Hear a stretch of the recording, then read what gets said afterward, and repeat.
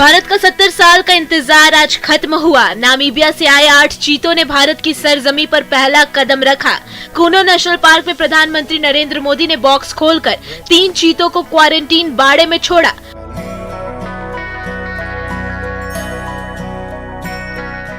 कूनो के टिकटोली गेट से 18 किलोमीटर अंदर 5 हेलीपैड बनाए गए हैं। इनमें से 3 प्रधानमंत्री और उनके सिक्योरिटी के लिए आए हेलीकॉप्टर के लिए रिजर्व हैं। यहां से 500 मीटर के दायरे में 10 फीट ऊंचा प्लेटफॉर्म नुमा मंच है। इसी मंच के ठीक नीचे 6 फीट के पिंजरे में चीते थे।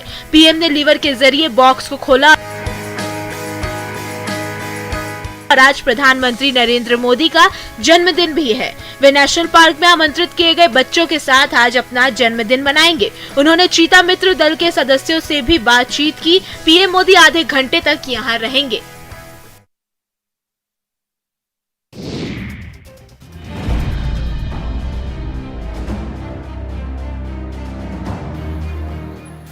गोपालगंज में डिवाइडर से टकराने के बाद बोलेरो में आग लग गई। एक मरीज को लेकर जा रही बोलेरो अनियंत्रित होकर डिवाइडर से टकरा गई और उसके इंजन में आग लग गई। वाहन में सवार गर्भवती महिला समेत सभी को स्थानीय लोगों की मदद से सुरक्षित बाहर निकाल लिया गया।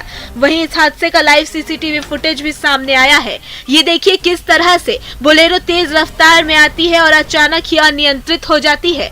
डिवाइडर से टकराकर दुर्घटना की शिकार हो जाती है।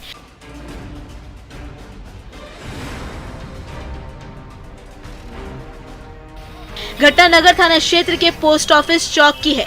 हादसे की सूचना पाकर मौके पर पहुंची नगर थाने की पुलिस ने दुर्घटनाग्रस्त वाहन को सड़क के किनारे से हटवाया। इसके बाद वाहनों का परिचालन शुरू हो गया। वहीं स्थानीय लोगों का कहना है कि डिवाइडर की वजह से हर रोज यहां दुर्घटनाएं हो रही हैं। लोगों का कारोबार भी प्रभावित हो रहा है।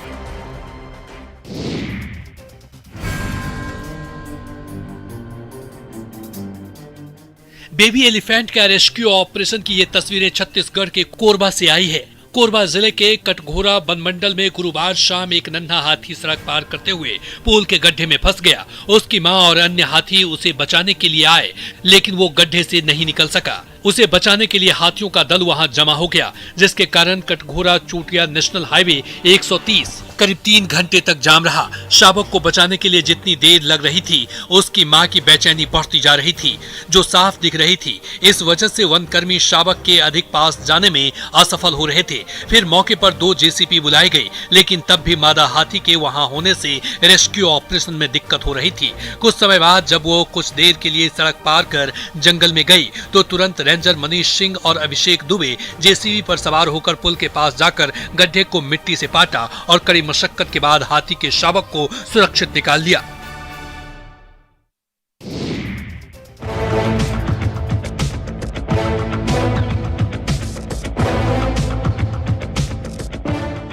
महाराष्ट्र और मध्य प्रदेश की सीमा पर बसे बैतूल की पहचान पहाड़ी नदी नाले और ऊंची ऊंची पहाड़ियों से होती है, क्योंकि ये सतपुड़ा पहाड़ियों से घिरा हुआ जिला है। यहाँ हल्की बारिश भी नदी नालों में उफान ले आती है और जब मौसम मानसून का होता है तब हालात कुछ इस कदर मुश्किल हो जाते हैं कि बच्चों का स्कूल जाना भी मुश्किल हो जाता है। गुरुवार के दिन भी 6 स्कूली छात्र स्कूल से लौट रहे थे और मोरंड नदी की तेज धारा में सभी फंसकर बह गए। गनीमत ये रही कि सभी छात्र बहने के बाद खुद को बचाते हुए एक बड़े से चट्टान पर जा चढ़े। कई घंटों तक नदी की तेज धारा से निकलने की जुगत छात्र करते रहे, लेकिन कोई रास्ता जब नहीं मिला तब वो मदद के लिए आवाज लगाने लगे। नदी किनारे मौजूद गाँव वालों को जब बच्चों के नदी में फंसे होने की जानकारी मिली तो वो मौके पर पहुंचे और नदी की तेज धारा में रस्सी की मदद से बच्चों तक पहुंचे और सभी को एक एक कर बाहर निकाला गया।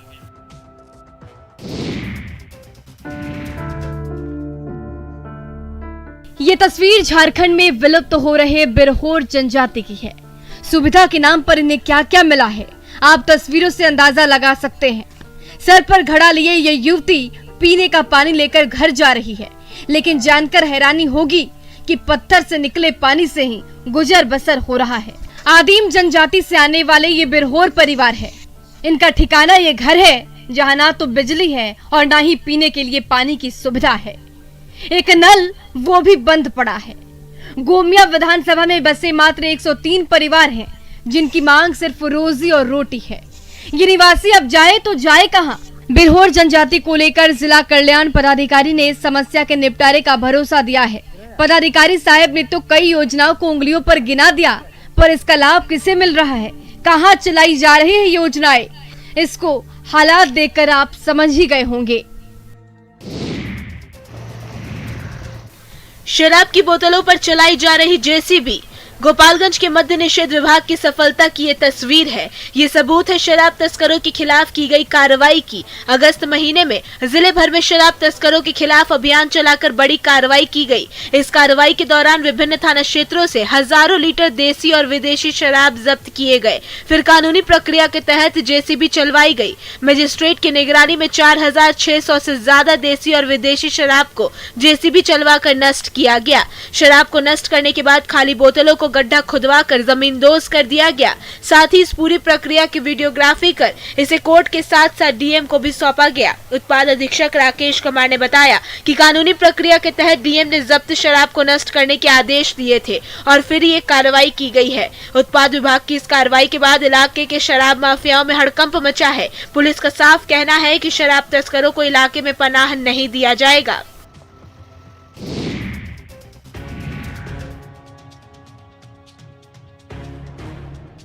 शिवहर में उत्पाद विभाग की टीम सेंचुरी लगाने से बस एक कदम पीछे रह गई। शराब कारोबारी और शराब पीने वालों पर शिवहर जिला पुलिस और उत्पाद विभाग की टीम कहर बनकर टूटी है। यहां विशेष अभियान चलाकर एक साथ 99 आरोपी को दबोचा गया है। इसमें 72 पियक्कड़ और 27 धंधेबाज शामिल हैं।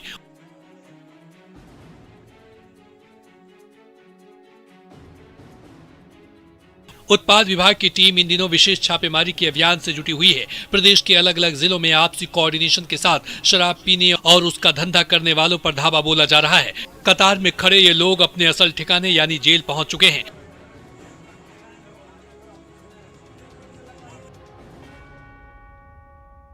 लेकिन उत्पाद विभाग की इस कार्रवाई से शराब माफियाओं में हड़कंप मचा हुआ है। पुलिस अब गिरफ्त में आए इन आरोपियों से मिली जानकारी के आधार पर इस अवैध नेटवर्क की बाकी कड़ियों को तोड़ने में जुट गई है।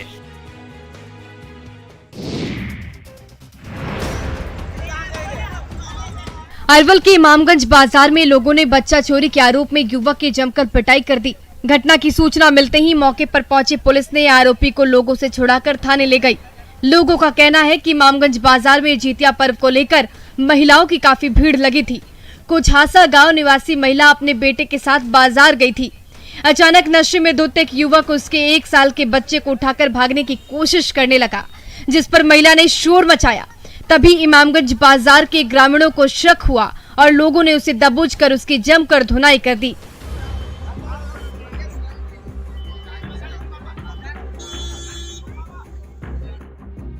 युवक का नाम आदित्य कुमार है। पुलिस आरोपी से पूछताछ कर रही है। हालांकि इसमें सच्चाई कितनी है ये तो पूछताछ के बाद ही पता चल पाएगा। लेकिन इन दिनों बच्चा चोरी की अफवाह लोगों के बीच काफी तेजी से फैलती जा रही है।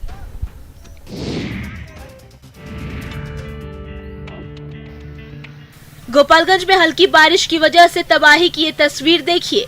बारिश से हुए जल जमाव में रिहायशी इलाके डूब चुके हैं। नगर परिषद के इलाके में वाटर लॉगिंग की समस्या से शहरवासी परेशान है। थाना रोड, मेन रोड, कचहरी रोड में सबसे ज्यादा परेशानी सुबह स्कूल जाने वाले बच्चों को हो रही है। देखिए ये बच्चे कैसे परेशान हो रहे हैं। इन्हें स्कूल जाना है पर जल जमाव के कारण कदम थम गए हैं। घुटने भर पानी में जूता हाथ में लेकर जाना पड़ रहा है, तो वहीं घुटने भर पानी जमा होने की वजह से बाइक और छोटे वाहन भी डूबकर खराब हो जा रहे हैं। ये तस्वीर भी देखिए कैसे पूरा शहर पानी पानी हो गया है। दुकानों में नाले का पानी घुसने से लोगों का कारोबार ठप पड़ा है। लोगों को बाहर निकलने के लिए भी 10 बार सोचना पड़ रहा है, क्योंकि अगर बाहर निकले तो पानी में गिरना तय है। यहाँ ना नालों का पता चल रहा है और ना ही सड़क का। जहाँ देखो सिर्फ पानी ही पानी है और ऐसे में लोगों की परेशानी काफी ज्यादा बढ़ गई है।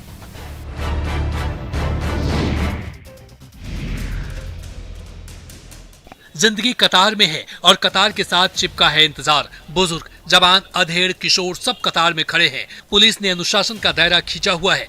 ऐसा लगता है मानो पुरुषों की कोई कतार अपने आराध्य का दर्शन पाने के लिए लाइन में लगी हो, मानो आधार को पैन से लिंक करने की लाइन लगी हो, मानो पर्व त्योहार में घर जाने वाले किसी स्पेशल ट्रेन को पकड़ना हो। कतार की ये तस्वीर बहुत ही चित्र सामने रख रही है, पर सच्चाई ये है कि लाइन में लगे इन लोगों को पुलिस गिन रही है। वो शराब के धंधेबाज और पियक्कड़ हैं जिन्हें उत्पाद विभाग और पुलिस की संयुक्त छापेमारी में दबोचा गया है। उन लोगों की लाइन है जो मई की मस्ती में उतर रहे थे। ये उनकी कतार है जो पियक्कड़ों का गला शराब से तर कर रहे थे। गिरफ्त में 83 आरोपियों में 60 शराब पीने वाले हैं, जबकि 23 वो आरोपी हैं जो शराब के अवैध धंधे में लिप्त थे। सीवान जिले के विभिन्न थानों में हुई इस बड़ी कार्रवाई के दौरान एक साथ 83 आरोपी पकड़े गए तो पियक्कड़ों और धंधेबाजों से पूरा सिस्टम पट गया।